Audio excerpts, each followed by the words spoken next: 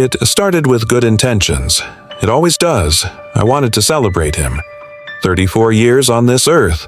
A demanding job as a doctor. Long hours, patience, stress, all of it. He deserved a night to relax, to feel celebrated, to feel loved. So I planned the whole thing. Reserved a beautiful space at a restaurant he liked. Arranged the guest list, coordinated everything with the venue. I covered the tab. Every plate, every drink, every detail. It wasn't a surprise. I gave him a heads up so he could invite his friends. Most of them, of course, were his colleagues from work. Doctors like him. Educated, confident, successful. And most of them never seemed to like me. Since the day we started dating, I could feel it. That chill in the air when I entered a room. That awkward pause when I tried to join their conversation. The quick glances, the way they'd conveniently schedule hangouts that didn't include me. At first, I tried not to read too much into it, but it never stopped. Still, he told me to be patient. "They're just getting used to you," he said. "It's not personal."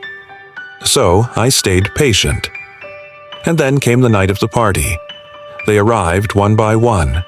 Tall, polished, self-assured. They walked in and went straight to him. Handshakes, hugs, claps on the back. Laughter that echoed through the restaurant. I stood next to him, and I may as well have been invisible. No eye contact, no greetings, not even a polite nod. I wasn't his girlfriend. I was furniture. I swallowed it down. I kept smiling. I told myself, tonight is about him. But then came the comments. The first one was about what I was wearing. It wasn't direct. It never is. Just a little dig, barely disguised as a joke. Something about how I dressed like someone who didn't know it was a formal restaurant. Another one jumped in. "So, where did you go to school again?" I told him. He smirked, said something like, "Oh, that explains your food choice." I laughed it off, but inside something cracked. Still, I stayed, because I thought my boyfriend would step in. He didn't. 1 hour in, I was nursing a drink, trying to hold it together. That's when one of them turned to me and said, "Would you mind leaving?" Just like that. I thought I misheard. I asked him to repeat it. He said they needed to discuss work, medical stuff, confidential. I blinked, laughed nervously. "This is a birthday party," I said. "You're going to talk about work, here?" He didn't laugh. He just stared at me and said, "You're kind of being difficult." Another crack. Suddenly, they all started chiming in. Cool, controlled, like this was perfectly reasonable. "If she doesn't leave, we will." That's when I turned to my boyfriend, my partner, the man I'd planned this night for, the man I had celebrated. He took me aside. His voice was low, pleading. "Can you just keep the peace?" he said. "Go home. Let them talk. Please." He begged me to leave my own party. The one I planned. The one I paid for. I looked at him, and in that moment, I knew exactly where I stood. "I'm not going anywhere," I said. "This is my party. If they have a problem, they can leave." And they did. All of them. They stood up, collected their coats, and walked out. One by one, like a silent protest. No goodbyes. No thank yous. Just the cold sound of chairs scraping against the floor and footsteps fading into the night. He stayed behind for a few minutes. Quiet, angry, embarrassed. We went home. He didn't say much, just that I had ruined his birthday, that I should have just left, that I made it personal, that I embarrassed him.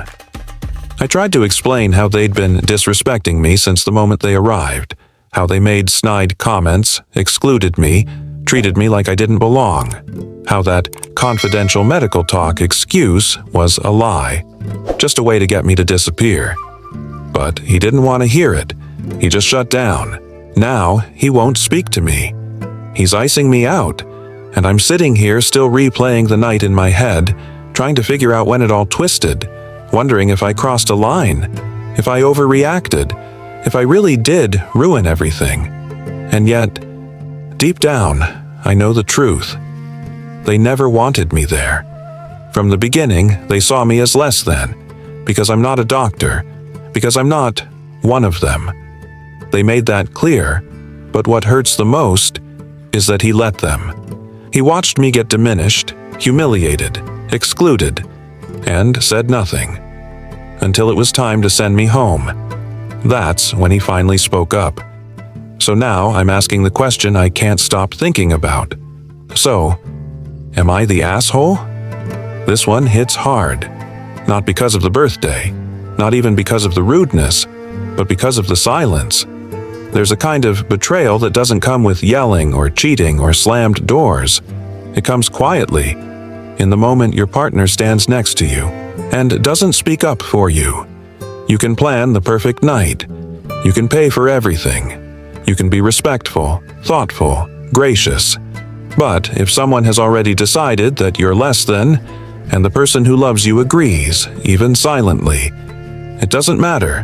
What matters is whether they stand up for you, whether they shut down the disrespect, whether they look their friends in the eye and say, "She stays." And if they don't, that's not love. That's cowardice wearing a nice shirt. So here's what I want you to think about. Who are the people in your life who would speak up for you? Not when it's easy, but when it costs them something. And who is staying silent while you get pushed out of the room? Let us know in the comments. This is AITA Stories. We'll see you in the next one.